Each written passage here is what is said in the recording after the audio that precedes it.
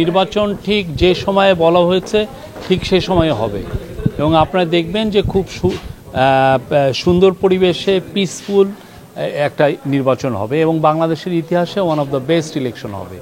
Professor Yunus এটা বারবার বলছেন, আমরা আবারও বলি নির্বাচন নিয়ে কোনো ধরনের কোনো অনিশ্চয়তা নাই। নির্বাচন ভালো হবে, নির্বাচনের জন্য যে পরিবেশ সেটা ঠিক করা হবে এবং লেভেল প্লেইং ফিল্ড থাকবে সবার জন্য। যে কোনো ক্যান্ডিডেট বলতে পারবেন না যে না তার প্রতি অন্যায় করা হচ্ছে বা তাকে তার যেই ফিল্ডটার লেভেল নাই সে এই পরিবেশ পাচ্ছেন না। আমরা পরিবেশ নিশ্চিত করব, খুব সুন্দর পরিবেশে ইলেকশন হবে এবং আমি বলছি তো এই নির্বাচন কোনো পিছানোর কোনো নাই, এটা নির্বাচন হবেই এবং খুব ভালোভাবে হবে। এটা হচ্ছে ন্যাশনাল মানে কনসেনসাস কমিশনের সাথে পলিটিক্যাল পার্টিগুলোর সাথে কথা হচ্ছে। আপনার বুঝতে হবে যে কথা কিন্তু সবাই বলছেন, কেউ কিন্তু কথা থেকে বয়কট করছেন না, সবাই খুব ভালো পরিবেশে কর্ডিয়ালি প্রতিদিন কথা বলছেন। অন্যান্য অনেক দেশে এই সমস্ত কথা 2, 3, 4 বছর লেগে যায়, সেখানে আমাদের পার্টিগুলো যেই ধরনের সিনসিয়ারিটি শো করছেন যার ফলে দেখেন খুব দ্রুত অনেক বিষয়ে ঐক্যমত্য পৌঁছানো হচ্ছে। মোট হচ্ছে আমরা দেখেছি হচ্ছে 8টা বিষয়ে অলরেডি কনসেনসাস এসেছে, 7টা বিষয়ে কথাবার্তা হচ্ছে, আর 3টা বিষয়ে এখনো সেরকম কথা হয়নি।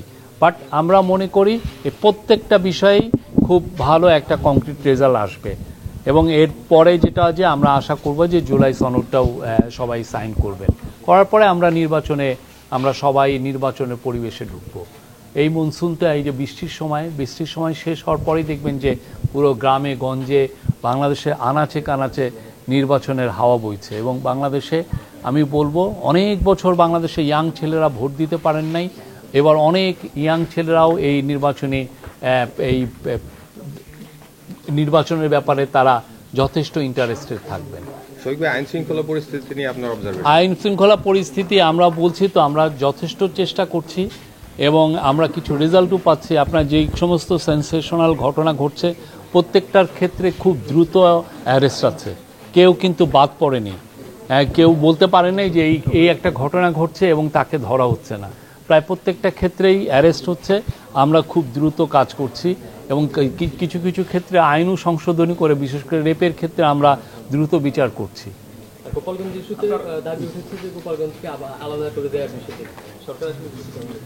এগুলো না, সরকারের এরকম কোনো প্ল্যান নেই। গোপালগঞ্জের মানুষ, বাংলাদেশের মানুষ সবাই একই মানুষ, হ্যাঁ, কারো প্রতি এই গভর্নমেন্ট ডিসক্রিমিনেট করে না। হ্যাঁ, আমরা মনে করি সবার প্রতি এই গভর্নমেন্ট একইভাবে সুবিচার করছেন। আমরা এখনো চেষ্টা করছি, আমরা এখনো জানি না, বাট আমরা বলছি তো অন্যান্য দেশে এই সমস্ত পলিটিক্যাল সেটেলমেন্ট কয়েক বছর লেগে যায়।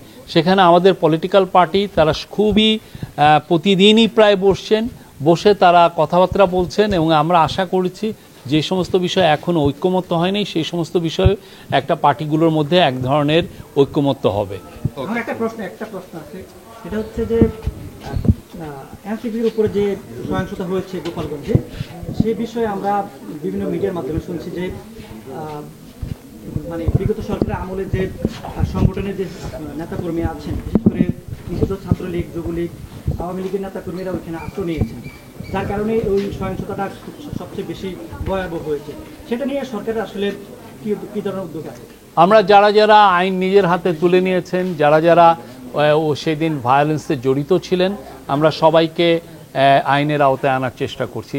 অ্যারেস্ট হচ্ছে এবং অনেকে বলছেন যে এখানে হিউম্যান রাইটস ভায়োলেশন। আমরা সমস্ত সাংবাদিকদের বলবো আপনারা গোপালগঞ্জ ভিজিট করেন, দেখেন, আমরা সব কিছু নিয়মতান্ত্রিকভাবে লফুলি করছি। ওকে, আর কারো কিছু